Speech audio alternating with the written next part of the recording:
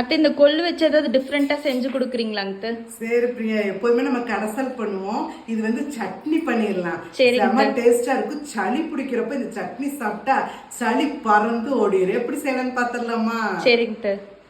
ஒரு ஸ்பூன் நல்லெண்ணெய், ஒரு கப்பு கொள்ளு. நல்லா கொள்ளு வறுபட்டுருச்சுங்க. இப்போ ஒரு 6 சின்ன வெங்காயம், 5 பல்லு பூண்டு, ஒரு ஸ்பூன் மிளகு, ஒரு ஸ்பூன் சீரகம், 4 வரமிளகாய், 1/4 மூடி தேங்காய், அளவான புளி, அளவான உப்பு,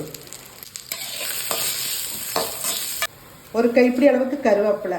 நல்லா ஒரு வதக்கிட்டு ஆற வச்சு கொஞ்சம் தண்ணி ஊற்றி நல்லா நைஸாக அரைச்சி எடுத்துக்கலாம். சுவையான கொள்ளு சட்னி ரெடி. சுட சுட சாதத்துலங்க அப்படியே மேலே வச்சுட்டு நல்லெண்ணெய் ஒரு ஸ்பூன். பாருங்க, அப்பளம் வடகம். இது அப்படியே இது பிணைஞ்சு இந்த அப்பளத்தோடு வச்சு சாப்பிட்றப்ப செம டேஸ்டாக இருக்குங்க.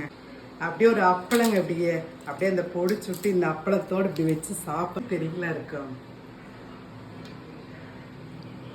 அல்டிமேட்டுங்க. இதே மாதிரி நீங்கள் ட்ரை பண்ணி பார்த்து எப்படி இருக்கு கமெண்ட்ஸில் சொல்லுங்கள்.